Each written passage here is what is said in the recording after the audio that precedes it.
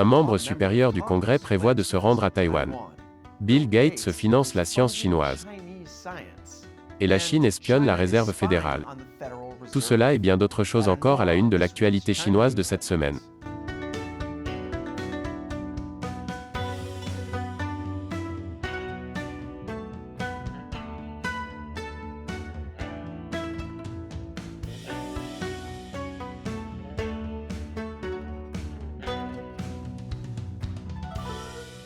Bienvenue à Chine non censurée. Je suis Matt Naisda. Cet épisode est sponsorisé par Surfshark. Vous devriez utiliser un VPN comme Surfshark pour vous protéger chaque fois que vous allez en ligne.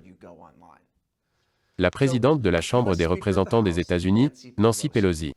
Elle a toujours été controversée, mais une chose est sûre. Elle a toujours pris position sur la Chine. Comme dans les années 90, quand elle était un champion du mouvement pour le Tibet libre.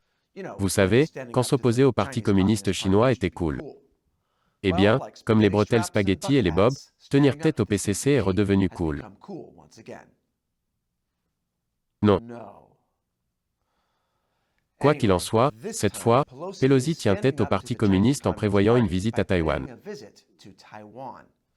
Il n'y a pas encore eu de confirmation officielle du voyage, mais il a été largement mentionné. Le dernier président de la Chambre des représentants des États-Unis à s'être rendu à Taïwan était Newt Gingrich, dans les années 90, quand c'était cool la première fois. Le résultat prévisible des déclarations sur le voyage de Pelosi, bien sûr, est que cela met la Chine en colère. Ce qui, je le rappelle aux grands médias, n'est pas la faute de Pelosi. Si soutenir un allié démocratique face à un tyran génocidaire met ce dernier en colère. Le problème n'est pas de soutenir votre allié. Il réside dans le fait que le tyran est une tête de nœud. Et de toute façon, que va faire la Chine? Envahir Taïwan? Ils ont déjà prévu d'envahir Taïwan. Mais le président Biden ne semble pas comprendre cela. En réponse à la question d'un journaliste sur la visite potentielle de Pelosi, Biden a dit ceci. Eh bien, je pense que les militaires pensent que ce n'est pas une bonne idée pour le moment. Officiellement, la Maison-Blanche dit qu'elle n'a pas pris position sur la visite de Pelosi à Taïwan. Officieusement, des rapports font état d'une tentative de l'administration Biden de convaincre Nancy Pelosi des risques de son voyage. Ces rapports anonymes ne permettent pas de savoir s'il s'agit en fait de s'assurer que Pelosi comprend les risques, ou s'il s'agit de faire pression sur elle pour qu'elle ne se rende pas à Taïwan. Entre-temps, Newt Gingrich a un conseil à donner à Pelosi. Dites aux fonctionnaires de Biden, qui ont peur du risque, de se taire et aller quand même à Taïwan. Je ne pensais pas dire ça un jour, mais je suis d'accord avec Newt Gingrich sur ce point. Le Parti communiste chinois ne va pas déclencher la Troisième Guerre mondiale à cause de la visite de Nancy Pelosi à Taïwan. Ils veulent juste effrayer les USA et leur faire croire qu'ils le feront. Et malheureusement, on dirait que l'administration Biden s'effraie facilement. Le président Biden a eu un appel téléphonique avec Xi Jinping jeudi. L'appel a duré plus de 2 heures. Au moment où j'ai enregistré cette vidéo, nous ne savons pas de quoi ils ont parlé exactement. Je me demande si Xi Jinping a dit à Biden que ce serait une grosse erreur de laisser Pelosi visiter Taïwan. Heureusement, le président Biden est très bon pour faire des erreurs. Frappez-les avec une confusion stratégique, Monsieur le Président. Mais il n'y a pas que des tensions entre Joe Biden et Xi Jinping.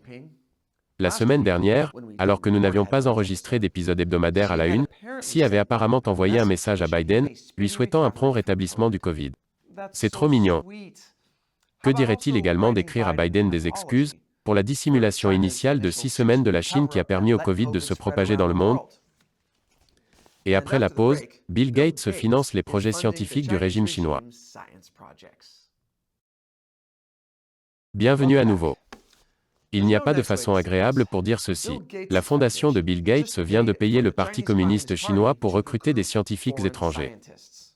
En fait, la fondation Gates finance le centre de recherche des talents étrangers du ministère chinois des sciences et de la technologie, pour un montant de $100 000. En théorie, l'argent doit aider à organiser un forum sur la préparation et la réponse aux pandémies. C'est logique. Comme je l'ai dit plus tôt, le régime chinois est responsable de la dissimulation massive de 6 semaines, qui a permis à la pandémie de se répandre dans le monde entier. Alors évidemment, si vous leur donnez plus d'argent, ils feront sûrement mieux la prochaine fois. L'argent de la Fondation Gates, cependant, est donné au Centre de recherche sur les talents étrangers. Il s'agit d'un groupe affilié au Parti communiste dont le travail consiste à recruter les meilleurs scientifiques occidentaux et à les faire venir en Chine, où ils sont payés des sommes astronomiques pour mener des recherches de pointe, destinées à aider le secteur privé et l'armée chinoise à dépasser l'Occident. Bill Gates est peut-être intelligent, mais il est extrêmement stupide. Et ça, c'est moi qui le dis gentiment. Mais peut-être que le Parti communiste chinois veut juste être l'ami de l'Amérique. C'est pourquoi ils ont essayé d'infiltrer des espions dans la réserve fédérale américaine. Ils ont aussi détenu un employé de la Fed dans une chambre d'hôtel en Chine et menacé sa famille pour obtenir des données économiques américaines secrètes. Ces allégations figurent dans un rapport du sénateur républicain Rob Portman, membre de la Commission sénatoriale de la sécurité intérieure et des affaires gouvernementales. Le rapport indique que des agents chinois ont utilisé à la fois la corruption et la coercition pour influencer des employés de la Réserve fédérale, dans le but de les amener à fournir des informations sensibles sur l'économie américaine au Parti communiste chinois. Cela semble assez effrayant. Le Parti communiste chinois a infiltré la plus importante institution bancaire des États-Unis. L'institution même qui imprime littéralement l'argent de l'Amérique. La bonne nouvelle est que, comme la Fed l'a clairement démontré au cours des 2 dernières années, elle ne peut vraiment pas prédire quand l'inflation va se produire, même lorsque cette inflation est causée par sa propre impression de monnaie. En d'autres termes, la meilleure défense naturelle de l'Amérique contre l'infiltration du système bancaire par la Chine est l'incompétence humaine. Mais vous savez ce qui va résoudre le problème de l'inflation en Amérique? Vendre du pétrole à la Chine. Dans le cadre des efforts de l'administration Biden pour combattre les prix élevés de l'essence, il a ordonné la libération d'une quantité record de réserves stratégiques de pétrole. Et au cours des derniers mois, des millions de barils provenant de ces réserves ont été vendus à l'étranger. Et près d'1 million de barils ont été vendus à la Chine, plus précisément à Unipec, la branche commerciale de Sinopec, qui est détenue directement par le gouvernement chinois. Ce qui semble plutôt effrayant. Jusqu'à ce que vous réalisiez que c'est légitimement effrayant. Le problème n'est pas de vendre les réserves de pétrole américaines. Cela doit se faire car les raffineries américaines ne sont pas équipées pour raffiner le type de pétrole brut produit par les USA. Le gouvernement américain libère donc le pétrole et le vend à d'autres pays pour tenter de faire baisser le prix global du pétrole, ce qui, en théorie, devrait faire baisser le prix de l'essence aux États-Unis. Le problème est que les États-Unis vendent du pétrole à la Chine, un régime qui tue des minorités ethniques au petit déjeuner. Et c'est encore pire, car il ne s'agit pas d'un « oups » ponctuel. En 2017, l'administration du président Trump avait vendu 1 demi-million de barils des réserves stratégiques américaines à un autre producteur de pétrole chinois, PetroChina. Ainsi, alors que tout le monde est prompt à blâmer le président qu'il déteste le plus, le vrai problème est que le ministère américain de l'énergie est en fait tenu de vendre ses réserves stratégiques de pétrole au plus offrant. Même si ce plus offrant est lié à un régime qui menace de déclencher la Troisième Guerre mondiale. Bien que, pour être juste, l'Amérique fait tellement d'affaires avec la Chine, que même 1 million de barils de pétrole ne représente qu'une goutte d'eau dans l'océan de l'argent qu'elle injecte dans le régime chinois. Je ne me sens pas mieux pour autant.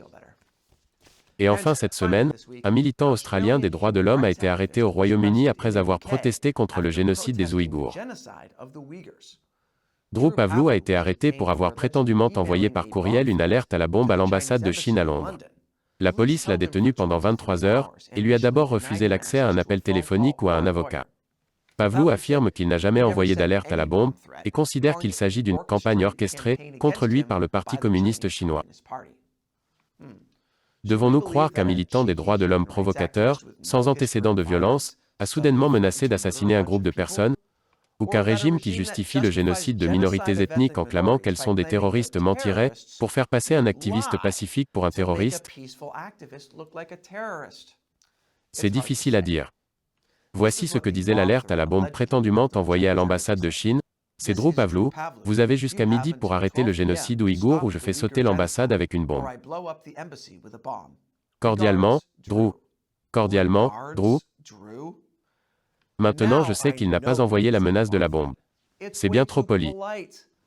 La première fois que Drew a participé à notre podcast, il a utilisé plus de gros mots que tous nos invités précédents réunis. Nous avons dû faire une pause à mi-chemin et lui demander d'arrêter de jurer pour que nous puissions conserver notre classement sur iTunes. Et ensuite, nous avons encore dû supprimer des jurons. Drew Pavlou n'est pas le genre de type qui menacerait poliment qui que ce soit. C'est le genre de gars qui ferait un coup de pub scandaleux, comme, je ne sais pas, brandir une pancarte disant que Xi Jinping bip votre mère, ou se coller à l'ambassade de Chine pour attirer l'attention des médias. Un porte-parole de la police de Londres a déclaré: il a été trouvé en possession d'une quantité de colle et a tenté de coller sa main à l'extérieur du bâtiment de l'ambassade. Oui, ça ressemble à Drew. Drew a été relâché, sans avoir été inculpé de quoi que ce soit, bien qu'on lui ait dit qu'il n'était pas autorisé à quitter le Royaume-Uni. Ce qui montre bien que le Royaume-Uni ne pense pas vraiment que Drew Pavlou soit un criminel. Si c'était le cas, il l'aurait renvoyé en Australie, où les criminels ont leur place. Et cet épisode est sponsorisé par Surfshark. Chaque fois que vous allez en ligne, tout ce que vous faites est suivi par les sites que vous visitez. Et ensuite, ils vendent les enregistrements de vos activités et de vos habitudes aux annonceurs. Et je n'ai certainement pas besoin qu'une centaine de sociétés de marketing sachent que je viens de regarder les 2 saisons d'Emily à Paris sur Netflix. Je ne veux pas acheter un autre Bob, ok? Mais il n'y a pas que les annonceurs qui veulent vos données. Il y a aussi les gouvernements. Surtout si vous vivez sous un régime heureux de censurer comme le Parti communiste chinois. Ils sont toujours en train de regarder.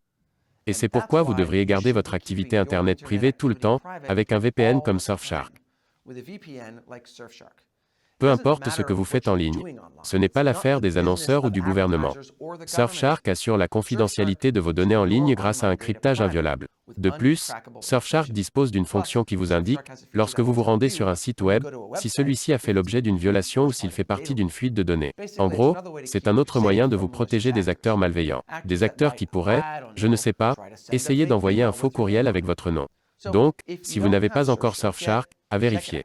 Et avec un seul compte Surfshark, vous pouvez l'utiliser sur tous vos appareils, votre téléphone, votre ordinateur portable et votre tablette. Alors essayez-le maintenant. Surfshark propose une offre spéciale pour les fans de Chine non censurés, avec une réduction de 83% sur un abonnement de 2 ans et 3 mois supplémentaires gratuits. Cela ne fait que $2,21 par mois. Allez donc sur surfshark.com/uncensored et utilisez le code uncensored pour bénéficier de cette offre. Le lien est dans la description ci-dessous. Encore une fois, je suis Matt Neisda, merci de regarder Chine non censurée.